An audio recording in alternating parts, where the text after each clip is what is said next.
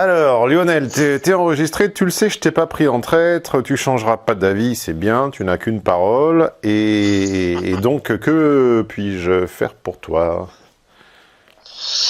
Alors, je t'appelle parce que je t'ai acheté la méthode Vivez de ce que vous aimez, en sachant que pour ma part, je vis déjà de ce que j'aime depuis quelques années. Je suis formateur En fait, je mets en place des stratégies pour lutter contre le risque d'incendie, d'accident en entreprise, et je forme ensuite les dirigeants et les salariés de l'entreprise à appliquer les différentes procédures qu'on a pu mettre en place ensemble. Donc ça, c'est mon activité à plein temps depuis quelques années, avec une spécialité vraiment axée sur la partie incendie. Et en lisant du coup ta méthode que je prenais surtout pour arriver à mieux développer cette activité, je me suis arrêté sur la partie 2, choix de l'activité. Pardonne-moi de te couper, mais tu dis méthode. En fait, tu fais référence à la formation vendue sur vivet-aimer.biz, qui est en fait une préparation en 12 semaines, donc 12 PDF, 12 vidéos et 12 audios, où chaque semaine traite un thème, effectivement, pour quiconque a une vocation à monétiser ses passions, c'est-à-dire à devenir entrepreneur, mais pas simplement à vendre des coachings sur Internet, là, comme tous les blaireaux qu'on va faire des pubs Facebook avec des micro-cravates.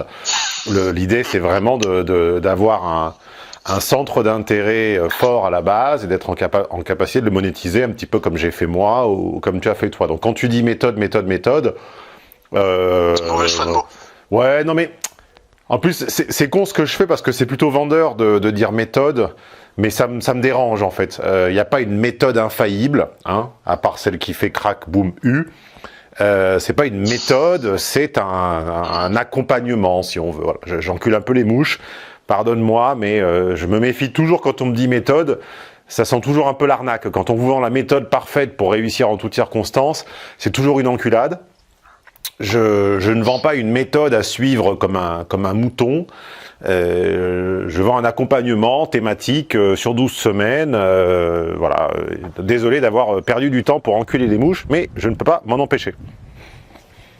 Et puis c'est pas comme si du temps on n'en avait pas pour l'instant. Oui, mais tu les connais. Tu les connais, les bourrins et les bourrines sur YouTube. Ils ont toujours du mal avec les préliminaires, donc ils sont toujours là en train de regarder le minutage auquel ils vont avoir la réponse à la question, parce qu'ils ne rêvent que de se barrer et de passer à la suite. Donc ils sont là, ils traînent trop avant de rentrer dans le vif. Oui, bah, comme j'ai écrit un jour à l'un en commentaire, j'ai dit c'est ce que ta mère disait hier soir aussi. Rentre dedans s'entraîner. Ah bah oui, mais bande de cons, la vie n'a aucun intérêt si on rentre dedans s'entraîner. S'il n'y a pas de contexte, s'il n'y a pas de séquence, s'il n'y a pas de contexte, si on ne sait pas de quoi on parle, et si les mots ne sont pas précis, ça sert à rien d'être là. Hein. Notre ami Alessandro Barrico aurait un avis sur ce genre de personnes. Oh oui. Les barbares. Oh oui. Donc du coup, dans cette formation, choix de l'activité, tu nous amènes à faire la liste des choses sur lesquelles on a une compétence.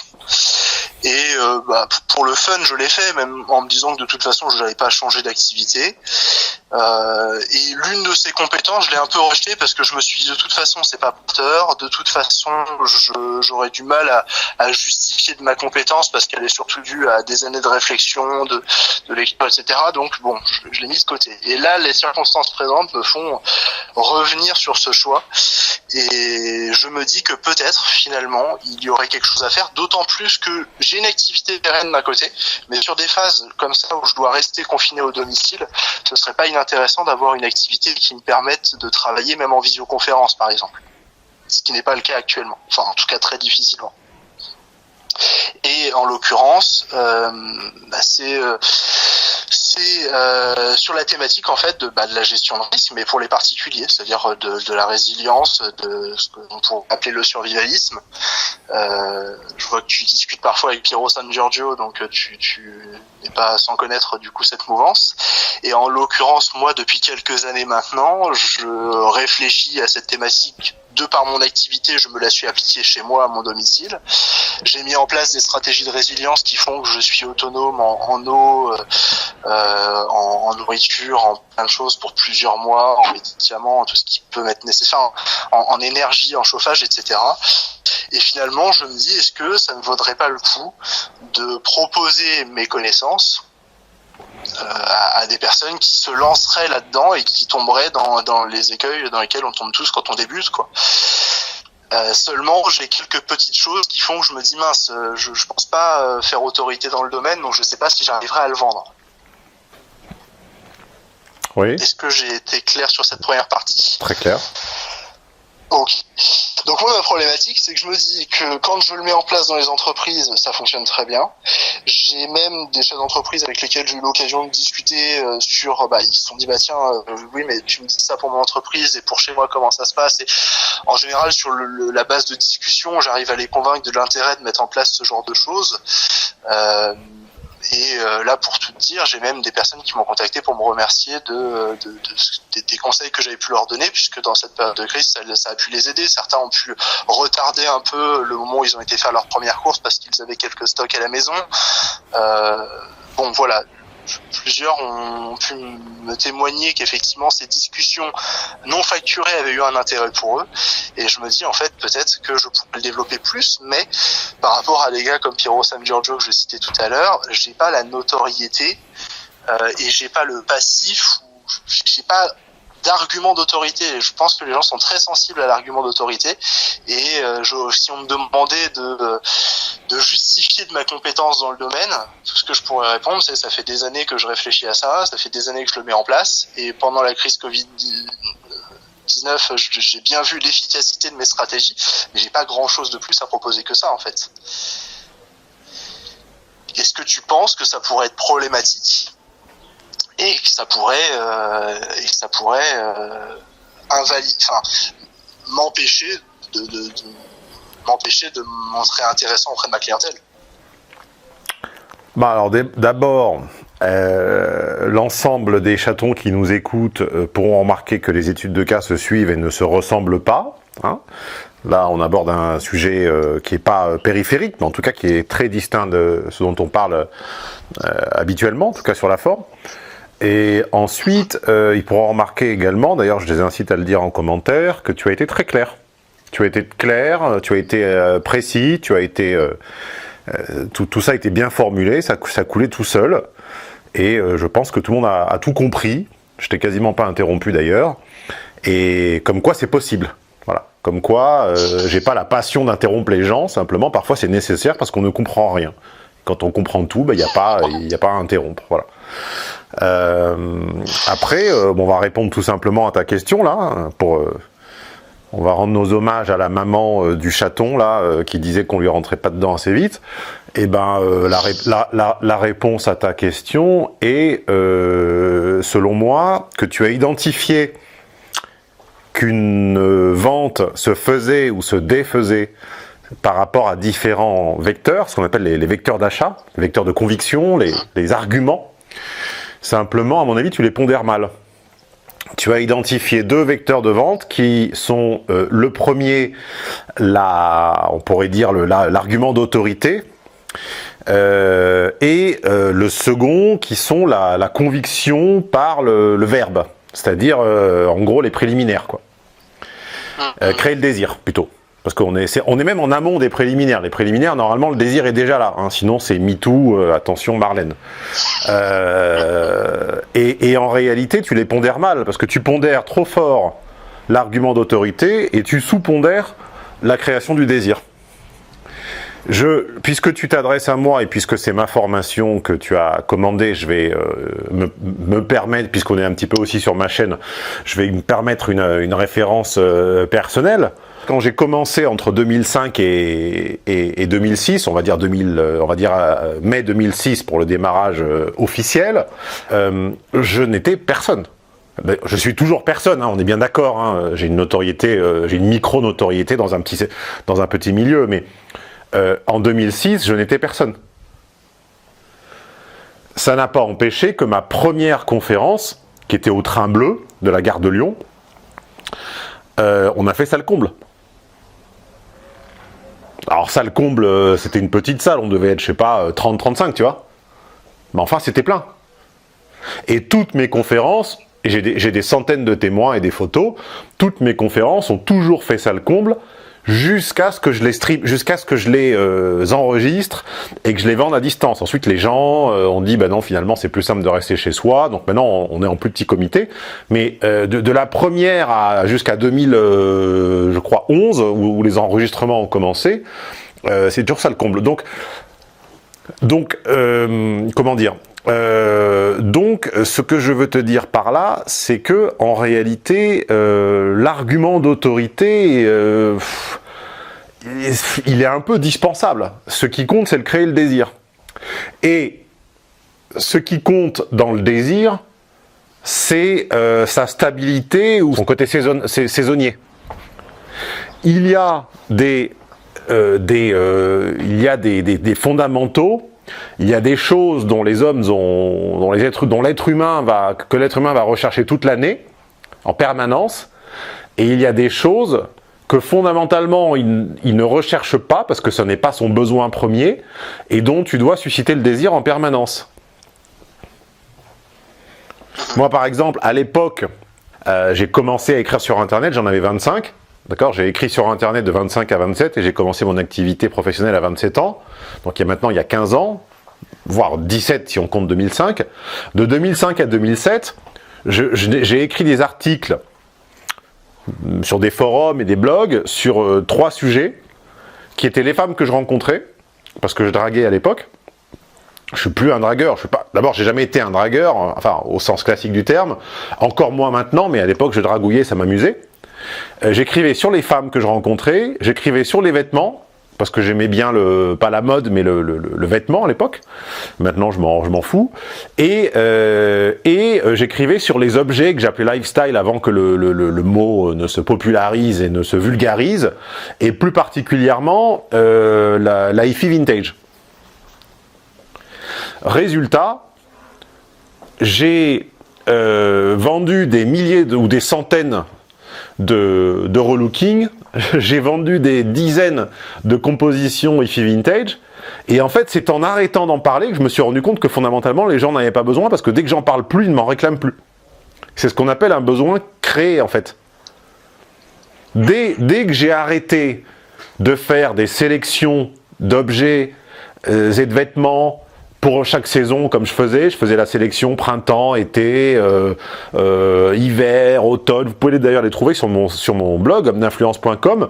Vous tapez, j'appelais pas ça une sélection, j'appelais ça indispensable. Si tu tapes 12 indispensables dans les mots-clés de recherche sur Omninfluence, tu trouveras les articles de l'époque avec voilà, des photos un peu stylées. Et en réalité, dès que j'ai arrêté d'en parler, en quelques mois, tous les clients disparaissaient. Parce que fondamentalement, c'est pas un besoin structurel. L'homme n'a pas envie ou naturellement ne pense pas à investir son capital durement gagné dans son apparence. La femme, oui, l'homme, non. D'accord ? Et pareil pour mon petit délire hi-fi vintage. Quand j'en parlais tout simplement en montrant des photos, en expliquant un peu ce que c'était, j'ai eu des dizaines et des dizaines de personnes qui m'ont contacté pour leur faire des compositions. J'ai dû en faire, je sais pas, 20 ou 30.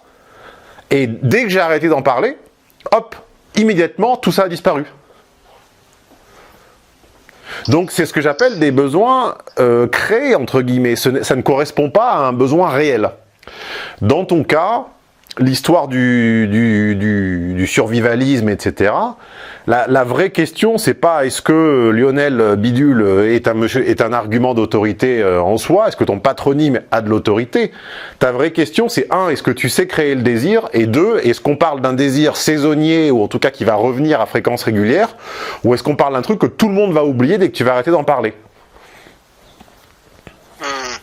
Moi, je crains fort que passer la crise du Covid-19, jusqu'à la prochaine, je crains fort que ce soit la dernière des préoccupations des gens que de stocker des boîtes de thon et de mettre des panneaux solaires sur leur toit. J'ai l'impression, en tout cas, je peux me tromper, peut-être que il y a peut-être un petit tropisme par rapport à mon environnement direct, où c'est clairement pas la préoccupation des gens que je fréquente. Peut-être que ça l'est plus par chez toi, mais la vraie question, c'est celle-ci. C'est oui, l'autorité, ça compte, mais rien ne se substitue à la création du désir. Ok.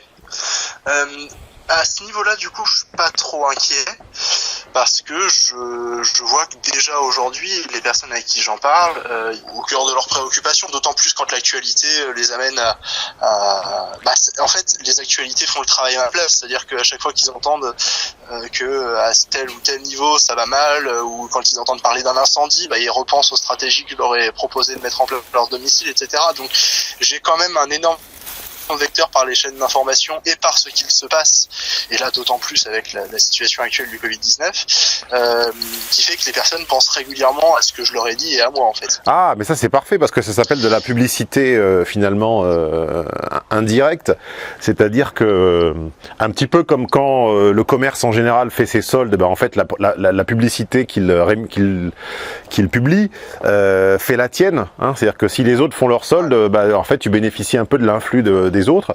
De la même façon, l'actu fait un peu ton job et donc rend le besoin plus que saisonnier, régulier tout au long de l'année. Donc ça c'est bien pour toi.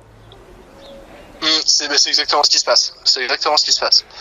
Oublie ton histoire d'autorité. Oui, c'est vrai, mais ça n'est qu'un coefficient 1 ou 2 dans l'histoire. Tandis que ta capacité à créer du désir, c'est-à-dire à fabriquer l'acte d'achat, c'est-à-dire en gros à convaincre à l'oral, à l'écrit, je ne sais pas comment tu communiques, c'est 8 sur 10. C'est 4 fois plus que l'autre en fait. Ok.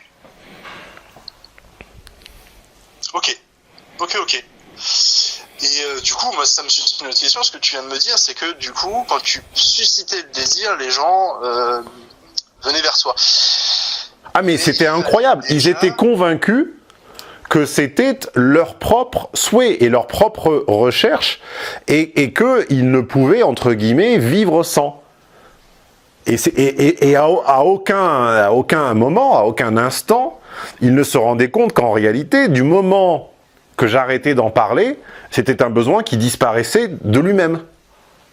Du moment que j'ai cessé de publier des photos et d'écrire des articles sur les objets susmentionnés, 90 ou 95% des gens ont arrêté de m'en parler parce que fondamentalement, ils n'en ont pas besoin. Mais comment tu faisais pour avoir une visibilité ? C'est-à-dire qu'au départ, pour que tu puisses susciter le désir chez eux, d'autant plus si tu passais par un blog, il faut déjà que tu aies une visibilité. Peu importe où tu écris, si tu es pertinent et différent, on te suivra. Surtout aujourd'hui où il est quand même très facile de... à l'époque, il n'y avait aucun réseau social, il n'y avait que les forums. D'accord ? Aujourd'hui, je te conseillerais... Enfin, je ne sais même pas ce que je te conseillerais comme réseau. Tout simplement, ne commets pas l'erreur de publier sur un blog que personne ne lit. D'accord ? Communique sur des plateformes où horizontalement les gens pourront se référer à toi, où on pourra aisément partager le contenu et si tu es pertinent, tu n'auras aucune difficulté. C'est vraiment ça doit être le cadet de tes soucis, ça.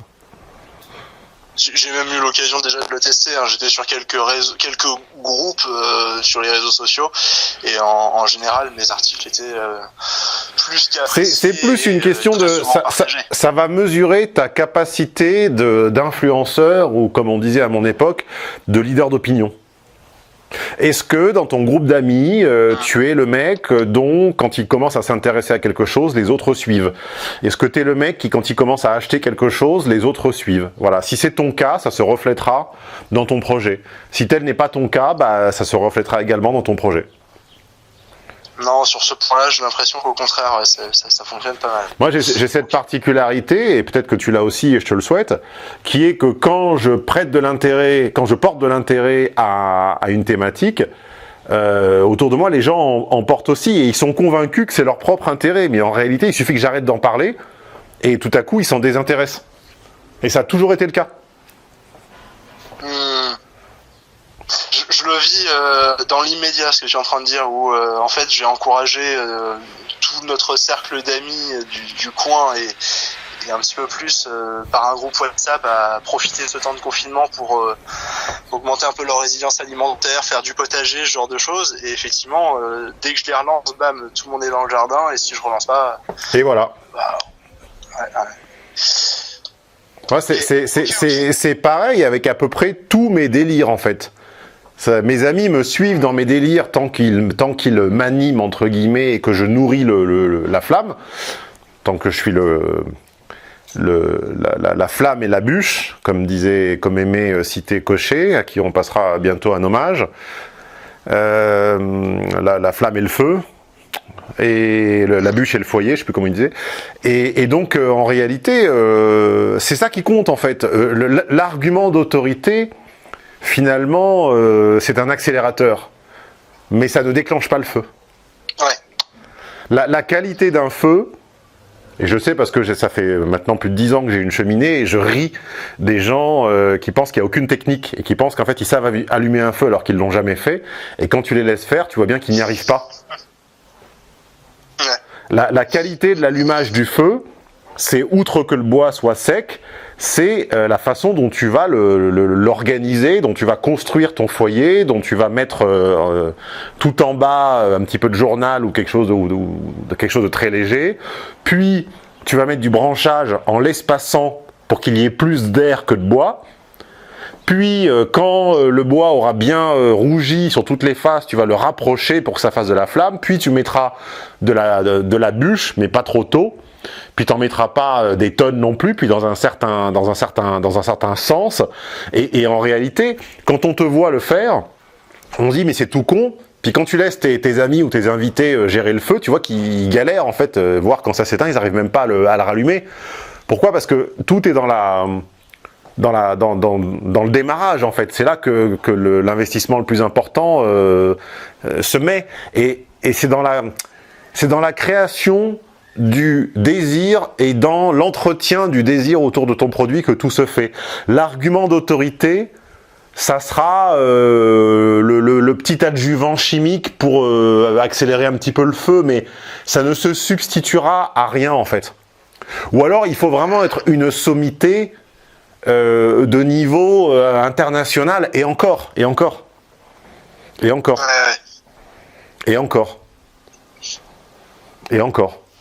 Ok. Donc je suis plutôt pour une fois optimiste. On dit toujours que mes conversations se terminent par il n'y a pas de solution et pends-toi. Donc ne te pends pas. Je suis optimiste sur ta capacité à créer l'intérêt et à susciter le désir. Et que ton nom ne soit pas reconnu dans ton secteur, selon moi, c'est quasiment c'est indifférent. Quasiment. Et c'est temporaire. Souviens-toi que quand les gens commencent, ils ne sont jamais personne à la base, à part être des fils d'eux. Hein. À part les fils d'eux, on n'est jamais personne quand on commence. Ouais. Oui, effectivement. La vraie question, c'est dans quel groupe es-tu ? Fais-tu partie de ces gens assertifs et dont on s'inspire des goûts, ou fais-tu partie de ces gens qui n'ont pas de goût propre et qui suivent ? Si tu fais partie de ces gens qui n'ont pas de goût propre et qui suivent, ça va être très difficile. Parce que ça sera tellement pas ta nature que par définition, tu ne créeras le désir qu'en copiant les autres, tu vois, qu'en utilisant des techniques de vendeurs de tapis. Ouais. Bon, je pense à ça, c'est pas mon cas du tout. Non, c'est pas l'impression que j'ai. Je suis très j'ai confiance en toi. Ouais. Non, je le sens plutôt bien. Et j'ai pu l'expérimenter même dans mon cadre professionnel où aujourd'hui il n'y a pas vraiment de cadre sur certaines choses que je peux enseigner et j'en suis arrivé à parfois former des personnes qui devraient avoir le triple de ma compétence de par leur activité professionnelle et pourtant c'est moi qui leur apprends et qui leur explique comment enseigner la chose. Bon bah voilà qui me rassure. C'était la question que j'avais, c'était ce qui m'avait bloqué à l'époque et donc je pense que je vais reprendre la formation mais sur le développement de celle-ci. Et ok, on va peut-être conclure avec un dernier mot pour ceux par exemple qui ignoreraient l'existence de cette formation, vivez-aimer.biz. Est-ce que tu n'en es qu'à la 2e semaine, c'est ça? Mais est-ce que tu as peut-être déjà quand même un retour, ne serait-ce que sur peut-être pas encore sur le fond intégralement, mais même peut-être sur le fond ou la forme, ou comment ça se passe? Est-ce que tu en as pour ton argent? Le fond et la forme sont très pertinents. En fait, ce que j'aime, c'est que ne serait-ce que commencer, je sais pas si tu veux rentrer dans le détail, mais commencer le premier chapitre par le nerf de la guerre et parler de l'argent, là où et de casser un peu l'idée de l'étude de marché. En fait, cette erreur que j'aurais fait si jamais tu m'avais pas conseillé de ne pas faire l'étude de marché comme tout le monde fait, mais de plutôt venir observer ce qui se fait déjà autour et de commencer à essayer de vendre. Mon produit pour voir s'il se vend. J'y serais pas allé, j'aurais pas osé. Et les exemples que tu donnes liés à ton activité, comme là tu l'as fait pendant cet appel, certains te le reprocheront, mais viennent vraiment donner du corps à tout ça. Ça rassure et c'est cohérent. Et c'est pas le flot de banalité qu'on peut lire dans tous les trucs de développement, de coaching. Non, c'est toi, quoi. C'est pertinent, c'est clair, et les supports sont très agréables. J'ai beaucoup de mal, pour ma part, je suis pas du tout un visuel, je suis un auditif, j'ai du mal à lire des pavés de texte, etc. Mais le support papier que tu donnes, je t'ai même piqué la mise en page parce que j'aime beaucoup. On passe un bonjour amical à Loïc, le graphiste qui s'en est chargé. Et effectivement, quand je dis PDF, c'est pas un simple fichier Word sans mise en forme qu'on aurait comme ça exporté en PDF. Non, c'est une vraie mise en page avec une mise en page dynamique, avec des choix graphiques sur l'écran. Enfin voilà, c'est un peu visuel, un peu BD quoi. C'est pas des pages de texte en caractère 12 Arial ou Times New Roman. Voilà, c'est un choix. Ça a été plus long, un peu plus cher à faire, mais voilà, c'est ça. Mais d'autre part, enfin voilà, je passe pas 1 heure à lire un paragraphe pour une seule information, quoi. Chaque paragraphe a une information claire, concise, précise à retenir, et bon, j'apprécie vraiment. Et tu vois, même j'étais vraiment pas parti à développer une nouvelle activité, et de te lire, je pense en développer une nouvelle en parallèle de celle qui fonctionne déjà bien aujourd'hui. Super, et tu nous tiens au courant, Lionel. Merci beaucoup, Stéphane.